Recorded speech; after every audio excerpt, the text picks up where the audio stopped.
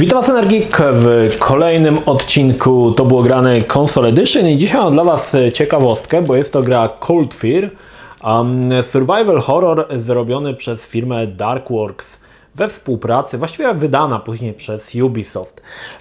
Cold Fear jest o tyle ciekawą produkcją, że szczerze mówiąc do dzisiaj uważałem, że ona jakoś tam odniosła sukces i gdzieś tam w świadomości graczy się zapisała w pozytywnym, złotymi zgłoskami może nie, ale bardzo pozytywnie. I tak zerknąłem z ciekawości na Wikipedię i okazało się, że Cold Feara sprzedało się zaledwie 70 000, co jest no niestety dość liczbą śmieszną, jeżeli weźmie się, znaczy no śmieszną, nie śmieszną, no też to była gra, która nie była za bardzo znana. Z drugiej strony firma, która ją zrobiła, czyli Darkworks, wcześniej pracowali przy Alone in the Dark 4, The New Nightmare, także mieli już jakieś powiedzmy obycie się w grach wideo i to Alone in the Dark było naprawdę dobre, więc raczej nie zakładało się, że kolejna gra będzie kiepska, a jednak stało się jak się stało. Cold Fear przede wszystkim cierpiał z powodu porównywania go do Residenta 4, no i z tego porównania niestety nie mógł wyjść zwycięsko. Wątpię, czy jakakolwiek gra z gatunku survival horror w tamtym czasie mogłaby wyjść zwycięsko w porównaniu z kultowym i chyba uwielbianym przez wszystkich Residentem 4. Natomiast widać, że dużo pomysłów, patentów wzięto z Residenta w Cold Fear i to mogło być też powodowało, że gracze jakby troszkę negatywnie się do niej nastawili. Natomiast ja uważam, że gra jest bardzo spoko. Jest to survival horror. Jedną z najważniejszych tutaj takich feature'ów, które gra oferuje, to to, że no, połowa gry dzieje się na statku wielorybniczym podczas szalejącego sztormu. I to jest ogólnie spoko zrobione, bo w zasadzie cały czas buja nas na tym statku, więc osoby z chorobą lokomocyjną mogą mieć problem, żeby grać w to normalnie, z chorobą morską może bardziej. Ale muszę przyznać, że fajnie to zostało oddane. Wcielamy się w niejakiego Toma Hansena, który zostaje ze Straży Przybrzeżnej i go zrzucają właśnie na ten statek wielorybniczy, bo wcześniej jakiś oddział komandosów znikł z powierzchni ziemi, urwał się z nimi kontakt, którzy też właśnie na ten statek wielorybniczy się desantowali, no i on akurat był w pobliżu, postanawia to sprawdzić. Statek należy do Rosjan, no i na statku jest jakaś obca forma życia, która przejmuje ciała byłych członków załogi, zamieniając ich trochę w takie, można powiedzieć, zombiaki. No i oczywiście Tom rusza na pomoc. No jest to zrobione troszkę tak, troszkę jak nie pamiętam, w którymś Rezydencie tak było, że gra jest podzielona na pół. Pół akcji dzieje się właśnie na tym statku wielorybniczym, a pół akcji zostało przeniesione na platformę wiertniczą i jakby rozdziela to tak, jakby dwa są osobne chaptery. Pierwsze, co właśnie zaskakuje w grze i co pamiętam, że ja grałem po premierze niedługo i grałem oczywiście na PC-cie, nie grałem na konsoli, ale pamiętam, że strasznie mi się podobało to, że cały czas ta akcja trwa podczas szalejącej burzy, więc ten statek cały czas się kołysze. W niektórych miejscach woda zalewa pokład. I tutaj dodano jedną ważną rzecz, mianowicie ma nasz bohater coś takiego, co się nazywa pasek, który się nazywa resistance, opór. I polega to na tym, że on na przykład właściwie to jest wytrzymałość, można to powiedzieć, tak to nazwać, ale różnica jest taka, że gdy statek na przykład zaczyna się przechylać, a my mamy niską ten pasek, bądź już całkowicie się wyczerpała, bohater może się ześlizgnąć ze statku i na przykład wpaść za burtę. Wobec czego twórcy dodali kolejny nowy patent, którego niestety gra dość rzadko korzysta, mianowicie to, że możemy w każdej chwili złapać się na przykład barierki i wtedy na przykład stabilnie stoimy i możemy stabilnie celować do przeciwników. Pomysł był fajny, ale niestety w Cold Fear wykorzystanie jego jest bardzo rzadkie. Kilka razy faktycznie się zdarzy, ale nie za dużo. I to jest rzecz, która mi zapadła w pamięć. Na pewno bardzo fajnie jest pokazane to, że ten faktycznie jesteś na statku na szalejącym morzu podczas sztormu i to faktycznie czuć. To jest fajnie zrobione, że tam to wszystko, wiecie, no tam się buja.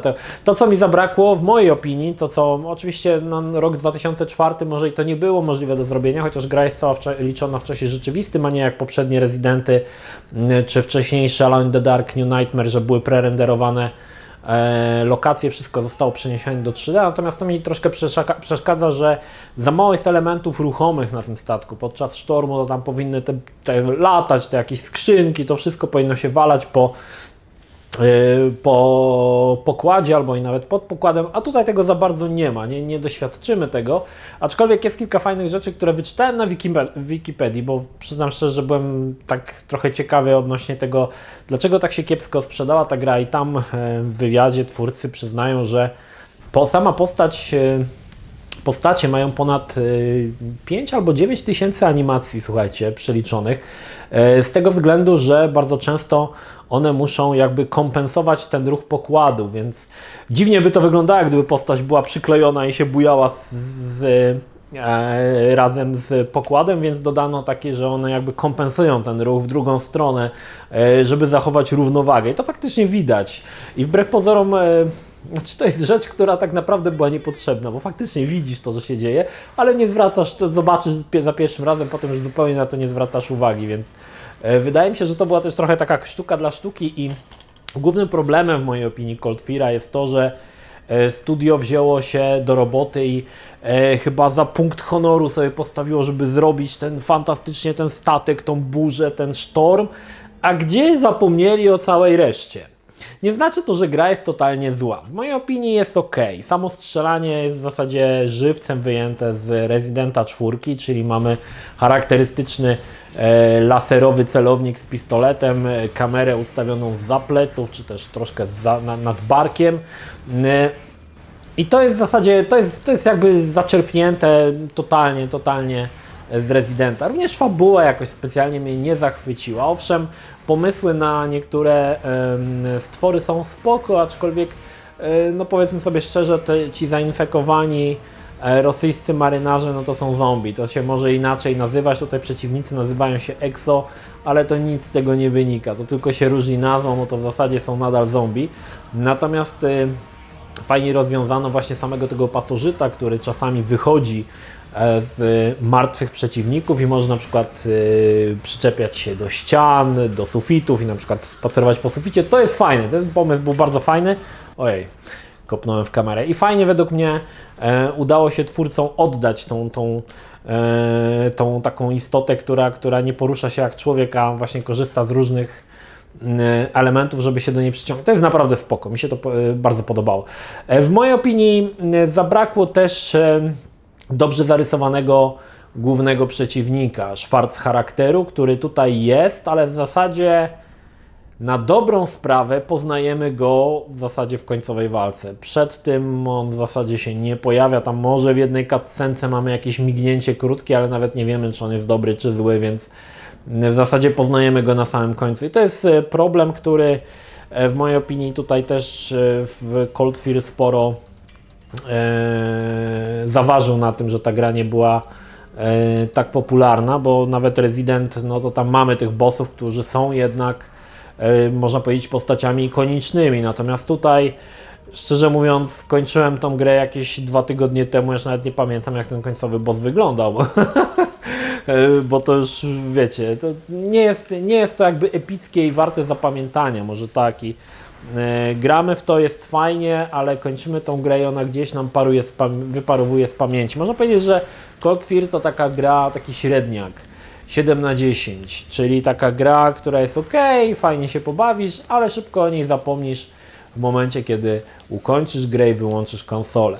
Jednym z problemów Cold Fear'a też jest to, że gra jest mocno nierówna. Ten pierwszy element, pierwszy chapter, który dzieje się na statku, jest świetny. Tam jest naprawdę super. Ale później na tej platformie wiertniczej, czy na tej bazie na oceanie, no to już jest, powiem Wam, takie flaki z olejem. Już trochę tak grasz i tak po prostu już to zaczyna Cię nużyć i męczyć, bo zostaje odebrany ten fajny element bujającego się statku. Tutaj mamy, no co prawda jest deszcz, jest ulewa, ale to już nie jest takie fajne. I wydaje mi się, że twórcy jakby nie mieli do końca pomysłu, jak to w ogóle zakończyć tą historię, jak sprawić, żeby na końcu czekało na nas wielkie boom i zamiast tego mamy taką walkę z tym bossem, który jest taki mocno nijaki i tak, no okej, no to skończyliśmy i tyle. I wydaje mi się, że przyrównując tą grę do Residenta 4, gdzie Capcom przemyślał w zasadzie nawet najdrobniejszy szczegół w Rezydencie, żebyś świetnie się po prostu w tą grę bawił, no to tutaj jest przykład właśnie, gdzie wzięto jakiś fajny wzorzec, tak, Residenta 4 i stwierdzili, to jest coś, co chcemy zrobić, ale zróbmy to po swojemu, ale nie za bardzo mieli pomysł, jak to rozwinąć. No niby są te takie detale, smaczki, które Cold Fear oferuje, których nie oferował Resident, ale tak naprawdę one nie do końca wpływają na fajność gry, tak, także gdzieś tam to sobie umyka i w mojej opinii no, zabrakło czegoś. Natomiast samo granie, powiem Wam, że mnie osobiście grało się ok. Ja pamiętam, że jak kończyłem to na PC-cie, to mi się podobało. I skończyłem tego Cold Feara i zawsze, kiedy była rozmowa kiedyś z kimkolwiek o survival horrorach, mnie zawsze gdzieś tam tego Cold Feara wyciągałem na zewnątrz, bo no, to była taka gra, którą gdzieś zapamiętałem właśnie z tego, że akcja działa się na tym szalejącym oceanie czy tam morzu i przez to tą grę gdzieś zapamiętałem i zawsze przy survival horrorach, oprócz Residentów, Silent Hillów, zawsze gdzieś mi tam ten Cold Fear wystawał z głowy i wspominałem o nim, tak? Natomiast no faktycznie dzisiaj grając po latach widzę, że już ta gra aż tak bardzo mi się nie podobała. Oczywiście to ma związek z tym, że mam większe doświadczenie, no już tych survival horrorów trochę się przerobiło w swoim życiu i widać wady, tak? Owszem, na 2004 rok mogło się to podobać i mi się to podobało, aczkolwiek no, gracze zadecydowali swoimi portfelami, że jednak nie. Myślę, że tutaj bardzo krzywdzące była ta recenzja, która mówiła, że tak naprawdę jest to rip-off Residenta 4, przez co, no wiadomo, rip-off na pewno nie będzie lepszy, musi być gorszy i gracze jakoś niezachętnie po Cold Feara sięgali. Natomiast jeżeli przyjrzymy się samej mechanice, to w zasadzie to jest dokładnie to, co Resident. Mamy trochę tam broni, zbieramy amunicję, zbieramy jakieś klucze, rozwiązujemy bardzo, bardzo proste zagadki, które w zasadzie są jakby ich nie było. Zbieramy jakieś informacje, które pozwalają nam złożyć do kupy tą całą historię. I w zasadzie to już, tak?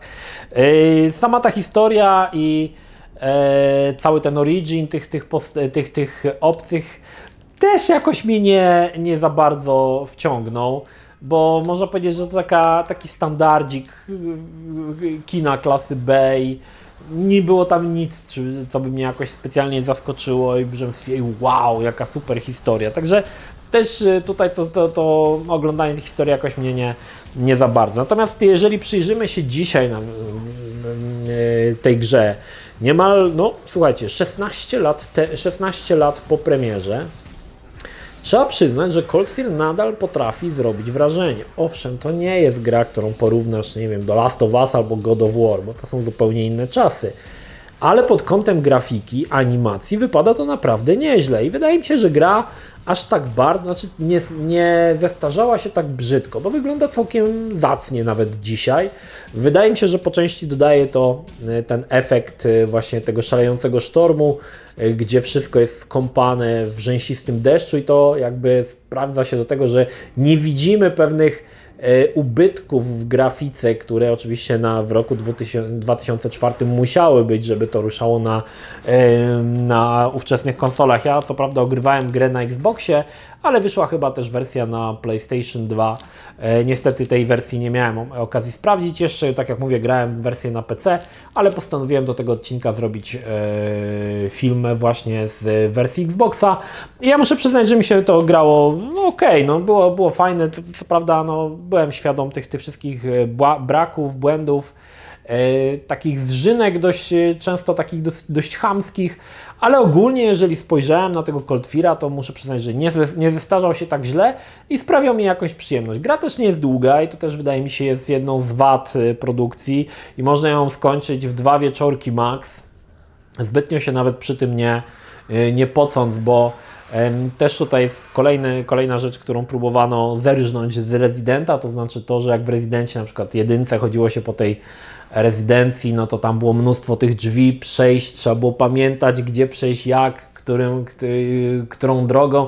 I tutaj próbowano to samo zrobić na tym statku, tylko zrobiono jeden podstawowy błąd, nie dodano mapy. A bez mapy, słuchajcie, może być tak, że często będziecie błądzić, nie za bardzo będziecie wiedzieć, gdzie dojść, bo no powiedzmy sobie szczerze, no mapa w takich grach, gdzie mamy mnóstwo pokoi, gdzie poruszamy się w jakimś tam, powiedzmy, atmosferze zagrożenia, no jest dość istotna, nawet taka podstawowa mapa, która nie pokazuje dokładnie, gdzie jesteś, ale żeby był po prostu rozkład pomieszczeń, no to w mojej opinii jest dosyć istotne, a tutaj z jakiegoś powodu ta mapa się nie znalazła i to niestety powoduje, że gra jest miejscami może być bardzo... Znaczy nie będzie, bo to też nie jest tak, że tak nie będziesz wiedział. Będziesz wiedział, czasami nie będziesz wiedział po prostu jak dojść do któregoś momentu, jak się pojawić w którejś lokacji. Natomiast no, z czasem, metodą prób i błędów to Ci się w końcu uda, tak? Ale to też nie o to chodzi, żeby łazić bezsensownie, jak jakiś bezmózgi zombie z pokoju do pokoju, tylko też, żeby była ta świadomość, co robimy, gdzie idziemy i w jakim celu, tak? A tutaj wydaje mi się, że zabrakło tego właśnie przez brak tej mapy, bo może i wiesz, gdzie idziesz, ale nie masz zupełnie jakby pojęcia, jak tam dotrzeć. I to też w mojej opinii troszkę Coldfearowi zabrakło. No tak jak mówię, no dzisiaj ta gra jeszcze tak w sumie źle nie wygląda. Można spokojnie sobie zagrać. Nawet ta wersja PC-towa myślę, że jest jeszcze całkiem nieźle wygląda. Natomiast wydaje mi się też, że to już mówiłem kilkukrotnie, wersja na konsolę 4 minuty na karcie do nagrania. Wersja na konsolę ma tą przewagę, że niższej jakości grafika, niższej rozdzielczości troszkę jakby maskuje te jej niedoskonałości. W mojej opinii właśnie w takie gry lepiej się gra na konsoli z racji tego, że mniej widać, więc mniej widzisz tych rzeczy, które no dzisiaj się już można powiedzieć, powiedzmy zestarzały bądź wyglądają gorzej. Niemniej, polecam, zagrajcie sobie, bo to naprawdę nadal fajna gra. Jeżeli lubicie survival horrory, no to jest taki tytuł, który na pewno sprawi Wam troszkę przyjemności. Raczej się tutaj nie będziecie bać, ani nie przestraszycie się za bardzo, bo ta gra też jest trochę taka właśnie w stylu Residenta, który tak nie do końca straszy. Ale ma fajne pomysły, widać, że próbowano coś z tymi pomysłami zrobić, no ale wyszło tak sobie, tak? Nie jest to gra, która gdzieś tam była przełomowa, ale jest w mojej opinii nadal dobra i warto sobie w nią zagrać. To tyle. Pozdrawiam Was, Energik, trzymajcie się, do następnego. Cześć.